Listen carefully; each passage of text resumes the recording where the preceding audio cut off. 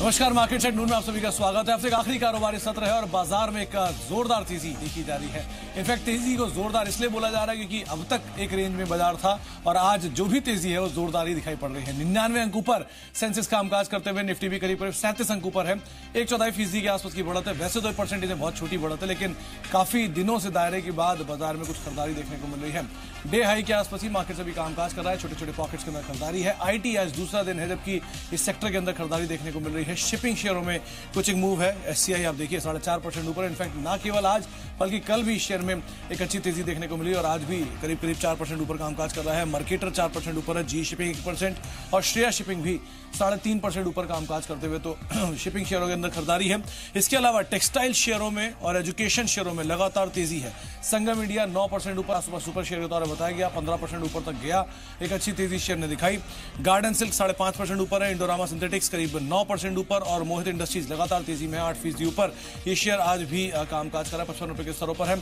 और इसके अलावा S&P की रेटिंग का आउटकम कुछ ही देर में आने वाला है। अनुमान लगाया जा रहा है कुछ ही देर में ये आ सकता है, लेकिन इससे ठीक पहले बैंकिंग स्पेस के अंदर कुछ खरीदारी देखने को मिली। हालांकि बैंकिंग शेयरों में जो एक मेजर मूवर है उसमें सिंडिकेट बैंक है, आरबीएल है। आरबीएल में ब्लॉक डील का इंपैक्ट है। आंध्रा बैंक है और ओबीसी, ये कुछ ऐसे नाम हैं जहां पर खरीदारी देखने को मिल रही है। एक अनुमान है कि शायद S&P बहुत ज्यादा बदलाव ना करे, ऐसी खबरें हैं, लेकिन जो भी आउटकम आएगा वो अपने आप में काफी अहम होगा। होटल शेयरों में कुछ मजबूती देखने को मिल रही है। 9% के आसपास की बढ़त होटल शेयरों में भी। इनफैक्ट ज्यादातर होटल शेयर अगर आप देखेंगे तो सब में ही खरीदारी का दौर देखने को मिला है। चाहे आडवाणी होटल हो 8% ऊपर है। ताज जीवीके 4.5% ऊपर। EIH 4.5% ऊपर और इंडियन होटल भी 2 से 2.5% ऊपर कामकाज कर रहा है। एक वैल्यू बाय के तौर पर आडवाणी होटल को देखा जा रहा है, जिसके आधार पर भी कुछ बाइंग है। अभी खरीदारी आई है क्वेस्ट कॉर्प में। एक तेजी दिन के ऊपरी स्तरों पर इसको ले आई है। रादर इसमें सबसे क्रूशियल चीज यह है कि डिस्काउंट प्राइस पर OFSM आज रिटेल के लिए खुला है और निचले स्तरों से शेयर में एक भाव दिखाया 900 और वहां से एक स्ट्रॉन्ग पुलबैक आता हुआ दिखाई पड़ा। शिल्पा मेडिकेयर दिन के ऊपरी स्तरों पर यह भी कामकाज कर रहा है। हालांकि 2% की ही बढ़त है, लेकिन बढ़त के बाद ये शेयर अब डे हाई पर पहुंच चुका है। करीब 13 रुपए ऊपर ये शेयर कामकाज कर रहा है। 681 682 का स्तर यहां पर देखने को मिल रहा है दिन के ऊपरी स्तरों पर शिल्पा मेडिकेयर कामकाज करते हुए। साथ ही साथ वाटेक वबाग 3% ऊपर है। ये शेयर आमतौर पर वॉल्यूम थोड़ा कम रहता है, लेकिन आज वॉल्यूम भी है और खरीदारी भी दिन के ऊपरी स्तरों पर वाटेक वबाग को ले आई है। करीब 572 रुपए के स्तरों पर ये शेयर अभी कामकाज कर रहा है। बल्लारपुर इंडस्ट्रीज बिल्ट यहां पर भी करीब 5% का उछाल देखने को मिल रहा है। यूजुअली यहां पर मोमेंटम थोड़ा कम रहता है, 13 रुपए का शेयर, लेकिन खरीदारी अभी आई है और दिन के ऊपरी स्तरों पर बल्लारपुर इंडस्ट्रीज को भी लेकर आगे बिल्ट डे हाई पर है। और यूफ्लेक्स स्टार परफॉर्मर रहा है over a period of time share, लेकिन आज काफी समय बाद 470 रुपए के लेवल्स के आसपास इसमें आया का एक मूव इसमें देखने को मिला और दिन के ऊपरी स्तरों पर ये पहुंच चुका है। 470 473 के स्तरों पर ये शेयर पहुंचता हुआ दिखाई पड़ा। एक बार एक चार्ट देखिए आप इन्फोसिस का भी। इन्फोसिस में भी एकाएक तेजी आई है और ये लगातार दूसरा दिन है जबकि इन्फोसिस के अंदर खरीदारी देखने को मिल रही है। कल का स्टार परफॉर्मर था इन्फोसिस और आज भी यहाँ पर खरीदारी आते हुए दिखाई पड़ रही है। डे हाई के आसपास ही इन्फोसिस भी कामकाज करता हुआ दिखाई पड़ रहा है। तो एक अच्छा मूव इन्फोसिस के शेयर में देखने को मिला, जो पूरे आईटी को इनफैक्ट ये लीड कराता हुआ दिखाई पड़ रहा है। डे लो के आसपास से शुरुआत, यानी कि शुरुआत बहुत फ्लैटिश नोट पे हुई थी, लेकिन तेजी बढ़ते बढ़ते अब इसे 3.25% ऊपर ले आया। शायद मार्केट को यही ड्राइव कर रहा था। एक अच्छी तेजी इन्फोसिस समेत पूरा आईटी स्पेस में भी देखने को मिल रही है। चलिए, तो रहा बाजार का अब तक का हाल है, लेकिन समीर अरोड़ा से हमने खास बातचीत की। हिलियॉस कैपिटल के समीर अरोड़ा से सुन लेते हैं क्या कहना उनका मार्केट्स को लेकर भी और ओवरऑल इंडियन सिनेरियो को लेकर भी। अगर आप लास्ट 4-5 महीने लें उसमें भी फ्लैट, मतलब not flat but 4-5% and 4-5 months is not a big deal. And third is world से परफॉर्म कर रहा है। एंड फोर्थ इज हम अपने आप लोकल व्यू कंडीशन देखें तो वी कैन एटलीस्ट जस्टिफाई कि भाई इस साल अर्निंग्स नहीं आए बिकॉज ये हो गया and these things are big picture positive at least in the long term. GST was definitely positive, demon चलो ठीक है जो भी स्टोरी है उसकी, but that it affected negatively, it cannot cause permanent damage। तो इसलिए उस सबको देखते हुए ठीक है, market is not a super market but not a bad market by any definition. तो आप समीर अरोड़ा को सुन रहे थे और अब आज की जानकार से बातचीत कर लेते हैं। हमारे साथ इम्तियाज कुरैशी मौजूद है बातचीत करने के लिए। इम्तियाज नमस्कार, स्वागत है कार्यक्रम में। पहले तो ये बताइए दिल्ली का सफर कैसा रहा आपका और मुंबई की स्थिति किस तरह की है? बहुत अच्छा लगा समीर जी, और खास करके जी में आके तो और अच्छा लगा। क्लाइमेट बड़ा मजेदार था। चलिए, ठंड और बढ़ गया। इनफैक्ट आज सबसे ठंडा दिन था दिल्ली का। खैर, बाजार भी लेकिन ठंडा था सुबह तक। अब कुछ तेजी बढ़ी है, कुछ गर्मी बढ़ी है। 40 अंक ऊपर आ चुका है। कहां तक देख रहे हैं चार मार्केट्स की आप? देखिए इसमें मुझे वेरी क्लियर इंडिकेशन है, हायर हाई बना हुआ है डेली चार्ट पे, तो मेरे ख्याल से ये तेजी और भी कंटिन्यू हो सकती है यहाँ से। फिलहाल 10330 के स्टॉप लॉस से निफ्टी स्पॉट में बाय किया जा सकता है। ऊपरी स्तर में 10,440 के टारगेट नजर आ रहे हैं। ओके, आईटी आज क्लियर कट विनर है इम्तियाज। इन्फोसिस स्पेशली 2.5% ऊपर कामकाज कर रहा है, डे हाई पर अभी आया है, मार्केट को ड्रैग भी कर रहा है। किस तरह से आप देख रहे हैं इन्फोसिस के चार्ट्स को? देखिए सुमित जी, कल भी मैंने बाय रिकमेंडेशन दिया था इसके ऊपर, और मेरे ख्याल से अभी भी कंटिन्यू रहेगा यहाँ पे बिकॉज ऑफ बायबैक की वजह से। स्ट्रक्चर काफी क्लियर है यहाँ पे। स्ट्रक्चर जो ऊपरी स्तर में यहाँ पे जो टारगेट बना रहा तकरीबन 1040 के आसपास का, तो मेरे ख्याल से वो अचीवेबल 102 दिन में। ओके, कुछ और शेयरों पे इम्तियाज भाई नजर डालिए जिसमें स्पेशली होटल स्पेस में बाइंग है, एजुकेशन स्पेस में। पहले शिपिंग स्पेस की बात कर लेते हैं। शिपिंग कॉर्पोरेशन ऑफ इंडिया 5% ऊपर है, मार्केटर 4%, जी शिपिंग 1%, श्रेया शिपिंग 3.5%। तो शिपिंग स्पेस से कोई शेयर आपने चुना है? देखिए मेरे ख्याल से आज ही इसमें ब्रेकआउट आया, और अगर मुझे यहाँ पे दाव लगाना रहेगा तो मैं जी शिपिंग पे काफी ज्यादा यहाँ पे पॉजिटिव हूँ, बिकॉज एक डीप करेक्शन आया फ्रॉम द लेवल ऑफ 477 से लेके तकरीबन 361, और वहां से डबल बॉटम फॉर्मेशन करके स्टॉक्स ने अपने आप को अपसाइड यहाँ पे मूव करते हुए नजर आ रहे हैं। तो मेरे ख्याल से यहाँ पे बाई इनिशिएट किया जा सकता है, और यहाँ पे जो स्टॉप लॉस तकरीबन बन के आएगा 368 के आसपास का आ रहा है, और ऊपरी स्तर में स्टॉक्स में काफी ज्यादा एग्रेसिवनेस दिखाई दे सकता है। 410 420 के इमीडिएट टारगेट नजर आ रहे हैं। ओके, इम्तियाज कुछ शेयर आपने आइडेंटिफाई कर रखे हैं जहां पे आपको लगता है कि मूव देखने को मिल सकता है आने वाले समय में? देखिए दो सेक्टर्स में काफी ज्यादा यहाँ पे हलचल हमने दिखी है। एक टायर स्पेस में से है यहाँ पे अपोलो टायर। हमने देखा है टायर में लास्ट 2 दिन में सीएट में काफी अच्छी मूव थी, और अपोलो टायर में 288 से काफी बिग करेक्शन हमने देखा है, और यहाँ से वापस से बॉटम राउंडिंग बॉटम फॉर्मेशन बनते हुए नजर आ रहा है। अपोलो टायर में यहाँ पे बाय किया जा सकता है विद स्टॉप लॉस ऑफ 248। ऊपरी स्तर में टारगेट होगा 265 का। दूसरा मैंने पिक किया यहाँ पे अरविंद मिल के। इसमें काफी अच्छा स्ट्रक्चर बना हुआ है, स्टॉक्स वीकली चार्ट पे हायर हाई बॉटम फॉर्मेशन बनाया हुआ है। पोजिशनल कॉल भी यहाँ पे लिया जा सकता है। 420 इसके स्टॉप लॉस से बाय किया जा सकता है for the target of 449। Okay, तो अरविंद लिमिटेड आप देख सकते हैं 449 रुपए के टारगेट्स के लिए स्टॉप लॉस 426 का रखिए, और अपोलो टायर्स दूसरा नाम चुना है इम्तियाज ने। 265 रुपए के टारगेट्स के लिए आप खरीदारी करें, 248 रुपए का स्टॉप लॉस यहां पर मेंटेन कर सकते हैं। मार्केट्स डे हाई के आसपास कामकाज करा, लेकिन एक बड़ा ट्रिगर जो है वो है रेटिंग एजेंसी S&P। किस तरह का आउटकम आने वाला है इस पर चर्चा करेंगे हम, लेकिन उससे पहले कुछ और ब्रोकरेज हाउस की रिपोर्ट्स भी आए हैं जिन्होंने भी इंडिया को लेकर अपनी रेटिंग को बढ़ाया है, इंप्रूव किया है, एक अच्छे नंबर्स की उम्मीद जताई है। साक्षी पूरा लेखा जोखा लेकर हमारे साथ मौजूद भी है। साक्षी, कौन कौन से ब्रोकर्स क्या कह रहे हैं इंडिया के बारे में, क्या बुल केस सिनेरियो है, बियर केस में कहां तक जा सकता है, क्या करना चाहिए मार्केट्स में? राइट सुमित, ये सभी डेटा है हमारे पास। इनफैक्ट हमने देखा था कि पिछले कुछ दिनों पहले जब मूडीज की रिपोर्ट आई थी और उसमें रेटिंग अपग्रेड मिला था भारत को, और इसी के बाद ये उम्मीद जगती हुई नजर आ रही है कि बाकी सभी बड़े ब्रोकरेज हाउसेस भी अब इसी तरीके के कदम उठाएंगे। इसी तरह पर रिपोर्ट्स भी आने शुरू हो गई। सबसे पहले डॉइश बैंक की रिपोर्ट को देख लेते हैं, जिनका मानना है कि मीडियम टर्म के लिए अगर देखा जाए तो जो भारत के ऊपर आउटलुक है वो काफी कंस्ट्रक्टिव है। FY18 के लिए अगर देखा जाए तो जीडीपी ग्रोथ कहीं ना कहीं अब बॉटम आउट हो सकती है, ऐसा डॉइश बैंक का मानना है कि अभी जो 3 साल के निचले स्तरों पर ग्रोथ है वो कहीं ना कहीं बॉटम आउट होकर FY18 के बाद इसमें सुधार आएगा, और आगे आने वाले कुछ सालों में 8% तक भी ग्रोथ हमें देखने को मिल सकती है, ऐसा डॉइश बैंक का मानना है। अगर बात करें आरबीआई की मॉनेटरी पॉलिसी के बारे में तो उनका मानना है कि अभी एक पॉज का सिनेरियो चलता रहेगा, और कुछ समय बाद आरबीआई हाइक भी कर सकता है रेट्स, ये भी उन्होंने कहा है। और इन्फ्लेशन के बारे में उन्होंने कहा है कि 4.5% का औसत इन्फ्लेशन देखने को मिल सकती है, डॉइश बैंक की ये रिपोर्ट कहती है। अब आते हैं हम जेपी मॉर्गन की रिपोर्ट के बारे में, जिन्होंने भारत की रेटिंग को न्यूट्रल पर बरकरार रखा है। अर्थव्यवस्था में जो सुधार के संकेत हैं वो मिलने शुरू हो गए हैं। इनफैक्ट रिफॉर्म्स जो सरकार लगातार कर रही है, जिसके बेसिस पर मूडीज ने भी रेटिंग अपग्रेड कर रही थी, उसका इंपैक्ट अब देख पाएंगे हम अगले इनफैक्ट 6 to 24 मंथ्स में। उनका मानना है कि हमें इंपैक्ट देखने को मिलेगा। यूएस में अगर दरें बढ़ी तो थोड़ा सा जरूर बाजार पर नरमी आ सकती है, लेकिन फिस्कल घाटे को कमी करने में सरकार को अभी और मेहनत करनी पड़ेगी, महंगाई को कंट्रोल करने पर कमी करनी पड़ेगी, जिसकी वजह से आगे जाते हुए और सेंटिमेंट इंप्रूव होते हुए नजर आ सकते हैं।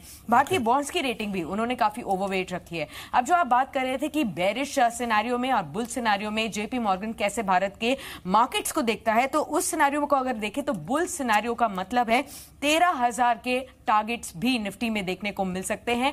अगर आप बेस सिनेरियो यानी कि न्यूट्रल सिनेरियो जिस तरीके का बाजार अभी चल रहा है यानी कि स्लो एंड स्टेडी, तभी भी 11,000 से ऊपर के टारगेट्स उन्होंने दिए हैं, यानी कि अभी से तो तेजी डेफिनेटली बढ़ेगी। अगर कोई बेयर सिनेरियो आया तब 8900 के टारगेट्स को एक्सपेक्ट कर रहे हैं। चलिए, तो बुल केस 13,100, बेयर केस 8,000 की रेंज में, और अगर मीडियम रेंज में भी मार्केट घूमता है तो भी 11 साढ़े 11,000 यानी कि बेस केस में भी 11,100 का रेंज या टारगेट जो है वो निफ्टी को लेकर वो मान रहे हैं। जेपी मॉर्गन का आउटलुक है, क्योंकि अभी कुछ ही देर में एसएनपी का आउटलुक भी आने वाला है। एसएनपी के आउटलुक से ठीक पहले एसएनपी का क्या एक स्टांस अब तक रहा है वो आपके सामने रख दिया गया है। एसएनपी की रेटिंग और उनका स्टांस दोनों चीजें काफी क्रूशल है। एसएनपी का मानना है कि उनकी जो खर्च है या फिर जो भी सब्सिडीज पे payment as of now government करती है वो क्रूशल है। वित्तीय सेहत रेटिंग में इंप्रूवमेंट के बाद और ज्यादा बेटर होते हुए दिखाई पड़ सकती है।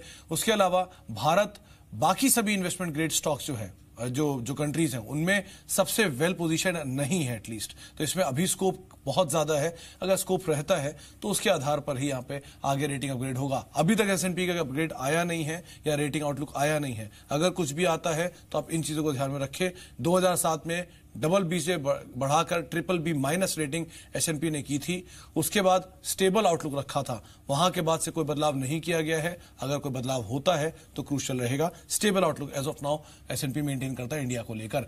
बहुत बहुत शुक्रिया साक्षी ये सभी आंकड़े बताने के लिए। इनफैक्ट हमने समीर अरोड़ा से भी इसके ऊपर कुछ बातचीत की थी, आपको वो भी सुनवाए थे, क्या कहना उनका। अगर अपग्रेड हुआ तो obviously it's sort of a reinforcement और 1-2% एक्स्ट्रा मार्केट बढ़ेगी। बट बियॉन्ड दैट जब ये सारे एक को फॉलो नहीं करना चाहते, they all have to show that they are independent, तो मे बी 6 महीने बाद 3 महीने बाद करेंगे। बट मुझे नहीं लगता कि 1 वीक आफ्टर मूडीज हो कहेंगे हम भी कर रहे हैं। That would mean that they are following Moody's. तो आप सुन रहे समीर अरोड़ा को, जिनका मानना है कि अगर उनको बदलाव करना है तो अभी तो नहीं करेंगे, हो सकता है आने वाले समय में करें, मूडीज को फॉलो नहीं करेंगे। तो ये कुछ एक बात समीर अरोड़ा की तरफ से कही गई है। कुछ और शेयर जहां पर एक मूव आया है उन पर नजर डाल लेते हैं। एक बाइंग आई है फ्यूचर रिटेल के अंदर, करीब 1% का एक अपटिक इसके अंदर आता हुआ दिखाई पड़ा है। 619-620 के स्तरों पर ये कामकाज कर रहा है, 4.5% ऊपर है। M&M फाइनेंशियल एक और नाम है जहां पर खरीदारी आई है 1% के आसपास की, 447 के स्तरों पर M&M फाइनेंशियल अभी कामकाज कर रहा है, डे हाई पर आ चुका है। मैक्लॉयड रसल 1% का स्पाइक यहां पर भी अभी आया है। कुछ खरीदारी मैक्लॉयड रसल में भी है जिसमें करीब जो अभी भाव देखने को मिला 202-203 के आसपास है। तो कुछ बाइंग मैक्लॉयड रसल में भी आई है। इनफैक्ट डे हाई 204 का है, 203 के स्तरों पर ये शेयर अभी कामकाज कर रहा है, तो 203 के आसपास है। ट्यूब इन्वेस्टमेंट एक और नाम है जहां पर एक बाइंग आई है 1% के आसपास की बढ़त ट्यूब इन्वेस्टमेंट में आते हुए दिखाई पड़ रही है। 268 के आसपास ये शेयर अभी कामकाज कर रहा है, 270 के आसपास का हाई है और उसी के आसपास ही ट्यूब इन्वेस्टमेंट अभी कामकाज करता हुआ दिखाई पड़ रहा है। कुछ सिलेक्टिव स्टॉक्स में मूव है, एक एक करके वो सभी शेयर देखते हैं जहां पर एक खरीदारी आते हुए दिखाई पड़ी है। शुरुआत करिए भूषण स्टील के साथ, एकाएक तेजी इसमें आई है, 1.5% के आसपास की बढ़त भूषण स्टील में अभी आते हुए दिखाई पड़ी है और इनफैक्ट ये डे हाई पर ही अब कामकाज कर रहा है। 74 रुपए 30 पैसे का इसने हाई बनाया है और उसी के आसपास ये कामकाज कर रहा है। इसके अलावा Mahindra and Mahindra financial M&M financial यहां पर भी 1.25% के आसपास की बढ़त अभी आते हुए दिखाई पड़ी है और 448.80 जो इसका हाई है उसी पर ये कामकाज कर रहा है, डे हाई पर ये भी है। कोल्टे पाटिल जहां पर खरीदारी है, पिरामल एंटरप्राइजेस जहां पर खरीदारी है। कोल्टे पाटिल में एक बाइंग आई है करीब 338 के स्तरों पर, 339 के स्तरों पर शेयर आ गया है, डे हाई पर ये भी पहुंच गया है 360 के स्तरों पर। और पिरामल एंटरप्राइजेस 2644 रुपए का इसने हाई बनाया है, वहीं पर ये भी कामकाज कर रहा है, दिन के ऊपरी स्तरों पर है। और आखिरी में एक बार ये आप मोन्सेंटो को देखिए, 2490 रुपए का इसने का स्तर है, 2497 का इसने हाई बनाया है। कल नंबर आए थे, थोड़े से प्रेशर में था, लोअर लेवल से कुछ बाइंग यहां पर आते हुए दिखाई पड़ी है। चलिए अब बातचीत करते हैं कुछ कंपनी से। हमारे साथ मिस्टर देवेश बंसल हैं, डायरेक्टर हैं स्किपर लिमिटेड के। सर नमस्कार, स्वागत है आपका कार्यक्रम में। पहले तो आपको मुबारकबाद, आपने एक नया करार किया है और नए कारोबार के अंदर आप विस्तार कर रहे हैं ड्रिप इरिगेशन को लेकर। एक अच्छे एवेन्यूज इस बिजनेस में देखे जाते हैं, स्पेशली इंडियन मार्केट जैसे मार्केट्स के अंदर। क्या पूरी डिटेल है सर इसकी, किस तरह के विस्तार की योजना है आपकी और क्या डेवलपमेंट्स आप देख रहे हैं गोइंग फॉरवर्ड? नमस्कार। स्किपर के बोर्ड ने कल इन प्रिंसिपल अप्रूवल दिया है। मेट्जर प्लास बोल की कंपनी है इजराइल से, जो कि one of Israel's largest as well as most technically sound drip irrigation companies में है। इस कंपनी के ऑपरेशंस कई दूसरे कंट्रीज में भी हैं, जैसे कि चाइना, मेक्सिको, यूक्रेन एक्सेट्रा। सो इन्होंने हमारे साथ पार्टनरशिप करके इंडिया में एंट्री करने का फैसला लिया है। एंड स्किपर काफी एक्साइटेड है इस अपॉर्चुनिटी के लिए। जैसा कि आपने बोला कि ड्रिप इरिगेशन एक फोकस सेक्टर है गवर्नमेंट का एंड इंडिया में इसकी बहुत ज्यादा नीड है एंड वी एक्सपेक्ट कि इस सेक्टर के अंदर में बहुत अच्छी ग्रोथ रहेगी going forward. So Skipper aims to be a major player in this going forward, especially since हमारे पास अब एक technically sound partner है जो कि हमको इसके अंदर बेस्ट प्रोडक्ट डिलीवर करने के लिए असिस्ट करेगा। सर, ये ड्रिप इरिगेशन में कंपनी कारोबार शुरू कैसे करेगी या विस्तार कैसे करेगी? क्या कुछ मार्केट्स को टैप कर रखा है उनमें जाएगी? किन प्रोडक्ट्स को शुरू में केटर करेगी? किस तरह से पूरा एक्सपैंड करेगी? कैसे कैसे आगे बढ़ेंगे? तो इसकी कल बोर्ड ने सिर्फ इन प्रिंसिपल अप्रूवल दिया है। सो बहुत सारी डिटेल्स हैं जो कि अभी अगले कुछ महीनों में वर्कआउट होके आपके सामने ला पाएंगे हम लोग। On a very broad level obviously west India and south India जहाँ पे सबसे ज्यादा वाटर की शॉर्टेज है और कई सारे वाटर गजलिंग क्रॉप्स यहाँ उगाए जाते हैं, ये हमारे मेजर मार्केट्स में रहेंगे। But apart from that even north and east के अंदर में जहाँ पे ऑलरेडी हमारे काफी प्रेजेंस है हमारे दूसरे प्रोडक्ट्स के साथ में, वो भी मार्केट्स हम टारगेट करेंगे। सो अभी बहुत ज्यादा डिटेल्स इसके बारे में मैं शेयर नहीं कर पाऊंगा, but west and south definitely हमारे रेडार में है। ओके, एक चीज और है सर, क्योंकि कंपनी की ऑर्डर बुक साउंड है, 2500 करोड़ रुपए 2600 करोड़ रुपए के आसपास की कंपनी की ऑर्डर बुक है और रेवेन्यू विजिबिलिटी भी 2 साल की क्लियर दिख रही है। इन ऑर्डर्स को देखते हुए क्या गोइंग फॉरवर्ड कुछ और ऑर्डर्स जिसके लिए आप बिड कर रहे हैं, अच्छे ऑर्डर्स को आप ऑलरेडी बिड करते आए हैं, एक स्ट्रॉन्ग ऑर्डर बुक ग्रोथ आपने दिखाई भी over a period of time, तो कुछ नए ऑर्डर जिसके लिए कंपनी बिड कर रही है, L1 बिडर है और अनुमान लगा रही है कि इस क्वार्टर में देखने को मिलेंगे? बट डेफिनेटली इंडस्ट्री के अंदर में बहुत अच्छी रोबस्ट डिमांड है अभी, both at power grid level as well as states and private developers के यहाँ पे। प्लस कंपनी इंटरनेशनल बिजनेस में भी काफी कॉन्सेंट्रेट करती है। ऑलमोस्ट 25% हमारी पोर्टफोलियो जो है वो इंटरनेशनल बिजनेस के ऊपर में है। सो गोइंग फॉरवर्ड डेफिनेटली बहुत सारे ऑर्डर्स हैं जिनके लिए हमने बिड कर रखा है एंड उसमें से एक अच्छे पोर्शन में हम फेवरेबली प्लेस्ड हैं। बट ये जो ऑर्डर बुक हमारी अभी करंटली हमने आपसे शेयर की ऑफ 2500 करोड़, दैट इटसेल्फ हमको 2 साल की रेवेन्यू विजिबिलिटी देती है and we don't foresee any difficulty in continuing this trend going forward. So जो हमारी एक ग्रोथ टारगेट ऑफ 15 to 20% है, हम बहुत कंफर्टेबली उसको मैच कर पाएंगे। मिस्टर बंसल, एक चीज और है, कंपनी का पॉलीमर बिजनेस जो है, क्या ये ड्रिप बिजनेस उसी के ही फर्दर एडिशन या एक्सटेंशन में आएगा? और दूसरा, ये जो करार आपने किया है अभी तो बहुत इनिशियल स्टेज में है, लेकिन ये मान के चले कि शायद Q4 ऑनवर्ड्स के नंबर्स दिखने शुरू हो जाएंगे? तो हमारे पॉलीमर पाइप की जो बिजनेस है उसका ऑलमोस्ट 70% शेयर आज के दिन में इरिगेशन के अंदर में जाता है एंड 30% प्लम्बिंग सेक्टर में जाता है। सो इस 70% के अंदर में ये आप समझ लीजिए वैल्यू एडिशन है, because not just normal water transportation pipes but even हम अब अपने इस जेवी के थ्रू ड्रिप इरिगेशन के अंदर में जा पाएंगे, which is a value addition to our normal irrigation pipes. So and with regards to revenue visibility, because अभी इनिशियल स्टेजेस में है हम लोग एंड ये जो जेपी है वो possibly beginning of next year में ही ऑपरेशन शुरू करेगी। सो वी एक्सपेक्ट कि नेक्स्ट ईयर इसके कुछ रेवेन्यूज आ पाएंगे, इस साल में कुछ दिखना मुश्किल है। ओके अभी जो नंबर्स इस क्वार्टर के अंदर कंपनी ने पोस्ट किए वो भी ठीक ठाक ही देखने को मिले। गोइंग फॉरवर्ड अगर ये मान के चले कि आने वाले टाइम में अगली तिमाही में किस तरह के नंबर्स रहेंगे, तो कोई गाइडेंस आप देना चाहेंगे? सो हमारे अगर फर्स्ट हाफ की आप इस साल की बात करें तो हमारी ग्रोथ जो है वो ऑलमोस्ट 30% प्लस रही है, टॉप लाइन ग्रोथ। नॉर्मली हमारी guidance of top line growth around 15% रहती है for the entire year. So we have far exceeded that in the first half. So overall इस ईयर में वी एक्सपेक्ट कि ये level out होके close to around 20% growth हमको इस साल में मिलेगी। सो again top line growth and maintaining the EBITDA and PAT numbers is the basic target of the company. Okay, चलिए बहुत बहुत शुक्रिया मिस्टर बंसल अपना समय हमें देने के लिए, हमसे बातचीत करने के लिए, नंबर्स पे, एक्सपेंशन पे, साथ साथ नए करार पे बातचीत करने के लिए बहुत बहुत शुक्रिया। स्किपर 2% ऊपर अभी कामकाज कर रहा है, 4-4.5 रुपए की बढ़त देखने को मिल रही है। इस कार्यक्रम को तो यहीं समेटते हैं, ज्यादा लौटेंगे और बातचीत करेंगे डेरिवेटिव मार्केट्स को लेकर भी और S&P में आउटलुक का जो रिवीजन हो सकता है उसको लेकर किस तरह की पॉसिबिलिटीज उनसे भी चर्चा करेंगे छोटे से ब्रेक के बाद।